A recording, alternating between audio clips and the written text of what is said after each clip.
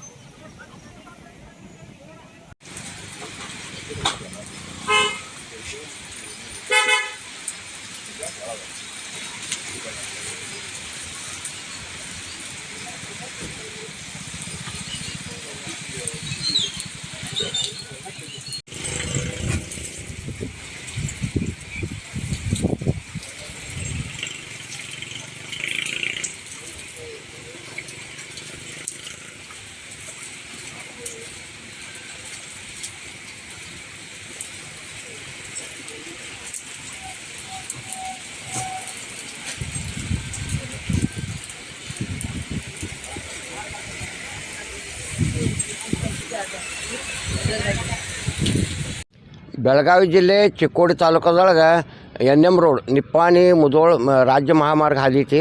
ಈ ಮಹಾಮಾರ್ಗದೊಳಗೆ ಚಿಕ್ಕೋಡಿ ತಾಲೂಕದೊಳಗೆ 2 ಟೋಲ್ಗಳು ಹಾಕಿದ್ದಾರೆ ರೀ. ಒಂದು ಚಿಂಚಣಿಗೆ ಹಾಕಿದ್ದಾರೆ, ಒಂದು ಕಬ್ಬೂರ್ಗೆ ಹಾಕಿದ್ದಾರೆ. ಇವೆರಡು 20-22 ಕಿಲೋಮೀಟ್ರ್ ಅಂತರದೊಳಗೆ 2 ಟೋಲ್ ಇದಾವೆ. ನಿಪ್ಪಾಣಿಂದ ಮುಧೋಳ ತನಕ ಸರಸರ 150 ಕಿಲೋಮೀಟ್ರ್ ಆಗ್ಬೋದು. ಈ 150 ಕಿಲೋಮೀಟ್ರದೊಳಗೆ ಇಲ್ಲಿ ಚಿಕ್ಕೋಡಿ ತಾಲೂಕದಾಗ 2 ಟೋಲ್ ಕುಣಿಸಿ ಇದು ಅವೈಜ್ಞಾನಿಕವಾಗಿ ಟೋಲ್ ಹಾಕಿದರು. ಈ ನಮ್ಮ ಭಾಗದ ಜನರಿಗೆಲ್ಲ ಅದು ಹೊರೆ ಆಗೈತಿ. ಅದು ಇವೆರಡು ಟೋಲ್ದೊಳಗಿಂದ ಹೊರೆ ಆಗೈತಿ. ಮತ್ತು ಚಿಂಚಣಿ ಟೋಲ್ದೊಳಗೆ ಸರಿಯಾಗಿ ವರ್ತನೆಗಿಲ್ಲ, ದಾದಾಗಿರಿ ಗುಂಡಾಗಿರಿ ಮಾಡ್ತಾರೆ ಅವರು.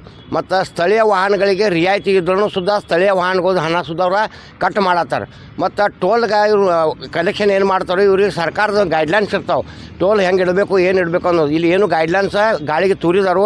ಇಲ್ಲಿ ಯಾವುದೇ ಥರದ ಮೂಲಭೂತ ಸೌಕರ್ಯ ಇಲ್ಲ.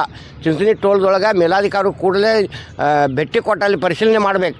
ಅಲ್ಲಿ ಟಾಯ್ಲೆಟ್ ಇಲ್ಲ, ಕುಡಿಯೋ ನೀರಿನ ವ್ಯವಸ್ಥೆ ಇಲ್ಲ, ಆಂಬ್ಯುಲೆನ್ಸ್ ಇಲ್ಲ, ಮತ್ತು ಸುರಕ್ಷತೆ ಇಲ್ಲ, ಕಾರ್ ಪಾರ್ಕಿಂಗ್ ಜಾಗ ಇಲ್ಲ. ಅಗದಿ ಮ್ಯಾಲಿನ ಮೇಲೆ ತಿಂಗಳದಾಗ ಒಂದೆರಡು ಸುದ್ದ ಅಪಘಾತ ಸುದ್ದ ಆಗಾಕತ್ತಿದ್ದಾವೆ ಅಲ್ಲಿ. ಮತ್ತು ಇದು ಅವೈಜ್ಞಾನಿಕವಾಗೈತಿ.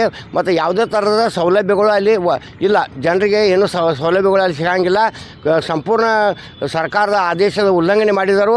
ಕೂಡಲೇ ಸಂಬಂಧಪಟ್ಟ ಅಧಿಕಾರಿಗಳಂತೆ ಚಿಂಚಣಿ ಮತ್ತು ಕಬ್ಬೂರು ಟೋಲ್ಗೆ ಭೇಟಿ ಕೊಟ್ಟ ಅಲ್ಲಿ ಸೌಲಭ್ಯಗಳ ಬಗ್ಗೆ ಪರಿಶೀಲನೆ ಮಾಡಬೇಕಾಗ್ತದೆ ತಮ್ಮ ವಾಹಿನಿ ಮುಖಾಂತರ ಹೇಳಲಿಕ್ಕೆ ಇಷ್ಟಪಡ್ತೀನಿ.